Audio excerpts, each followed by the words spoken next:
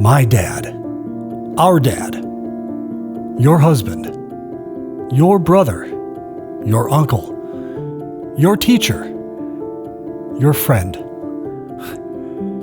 Dad had quite a life. There's no way I'll be able to tell you everything, since that would take almost 83 years to do.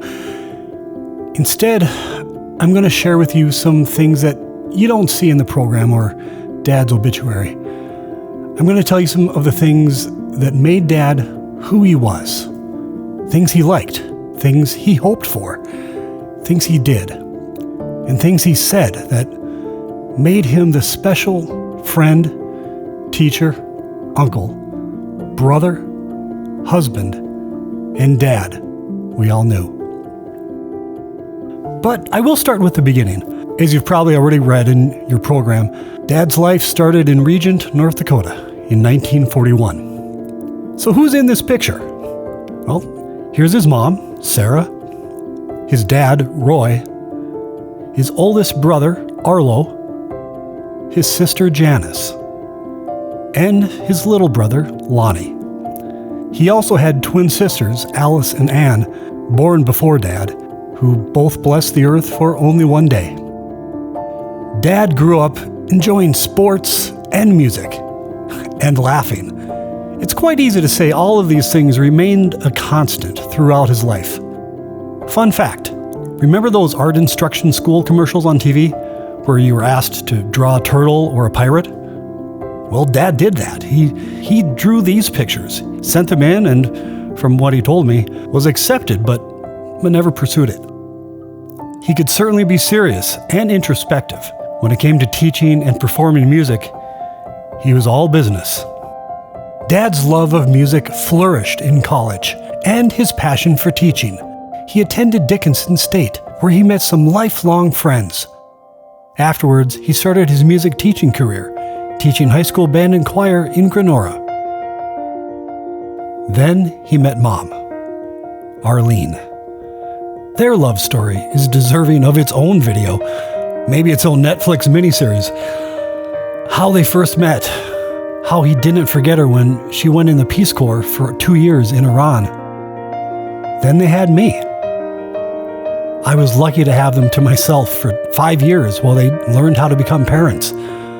On my birthdays, Dad always loved to tell the story of how after I was born, he went to the school in Fairview he was teaching at during the time and passed out cigars from this box to all the teachers in the school. Our first house in Mandan was right across the street from the old Mandan outdoor pool. How cool was that? They could have lived somewhere else in town, but they wanted their little boy to have a pool right across the street. The reason they moved to Mandan in the first place was Dad's good friend, Bill Eckroth, had opened a new music store, Eckroth Music, and Bill asked Dad to be his road man. Dad took the job and would remain there for just over 30 years. Dad loved the work, meeting and talking with music directors across the state, setting up displays at schools to show young kids interested in band how all the different instruments worked and sounded. He also worked in the store, helping people choose the right instruments and music. He loved it all. He was on the road a lot, but it wasn't his life. His life was his family. We soon moved from that first house to a lovely pine tree-filled corner home in northwest Mandan because our family of 3 became 4, then 5, and then 6.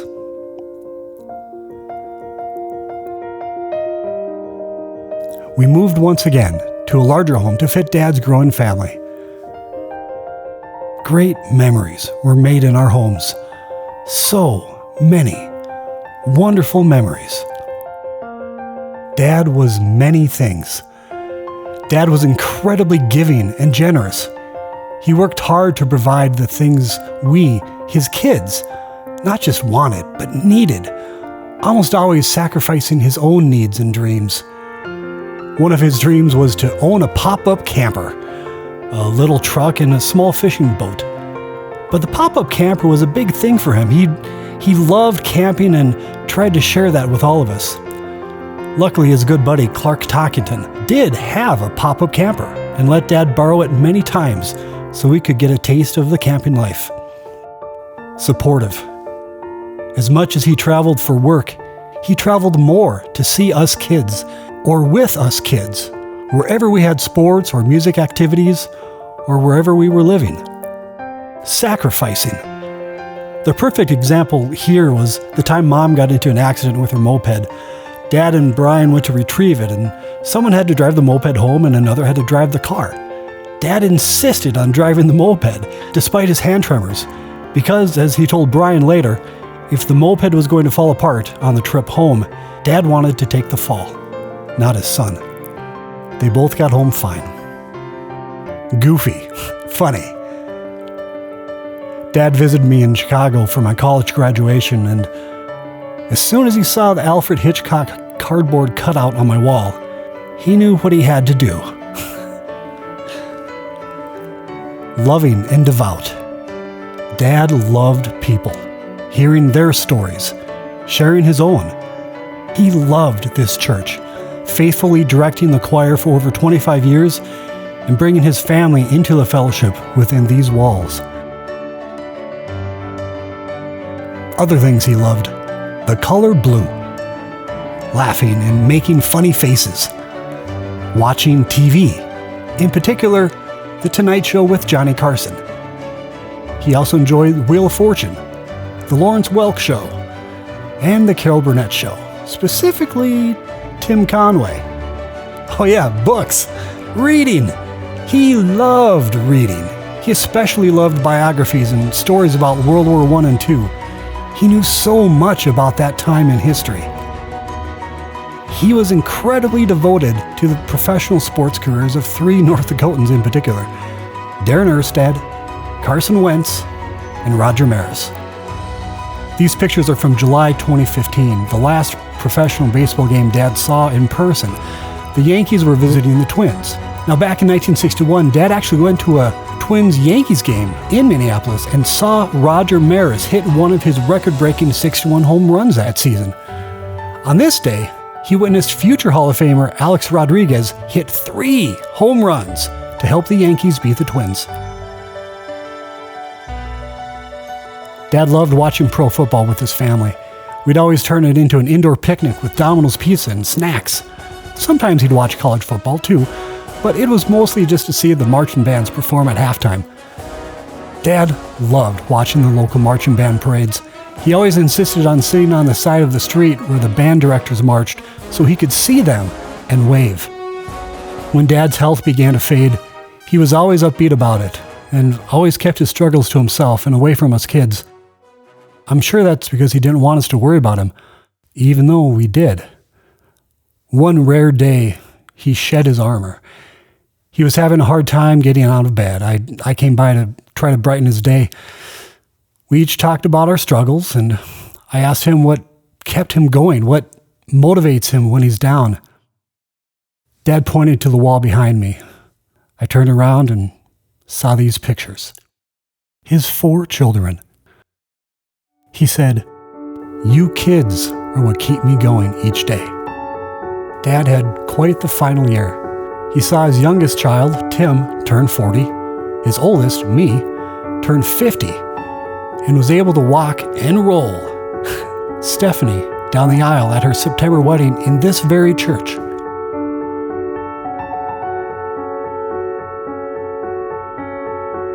Our incredibly strong mom turned 75, kept him active, taking him to concerts, baseball games, dinners, and spent many nights by his side at his nursing home.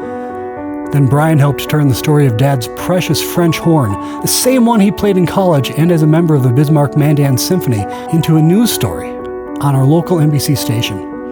Dad's friend Dave Schaff bought the horn when Dad could no longer play it, and then this year, my niece, Avery, transitioned from playing trumpet to horn, just like Dad did in high school. She needed a good horn, and Dave Schaff generously loaned Dad's to her. So the horn, in a roundabout way, found its way back into the family. Dad was even able to attend Avery's Christmas concert on December 11th, just 3 days before his stroke. in the same music auditorium in Bismarck where Dad played that same horn with his symphony for many years. Avery was even sitting on the outside so Dad could see his horn being played.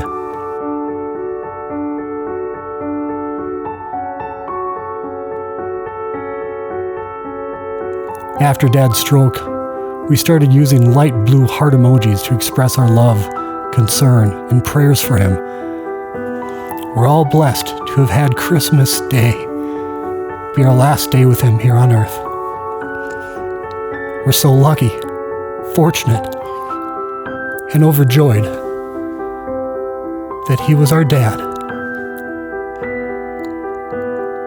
You are loved and missed beyond words. I wanted to save the last words for this video for Dad himself. One of the other things that I really feel proud about was the fact that I had my parents too. I've always felt so fortunate to have the parents that I had, and the things that they tried to instill in me. There are lots of events in a lifetime of a person that can stand out. But I wouldn't change anything for the world. I wouldn't. I would do it all over again.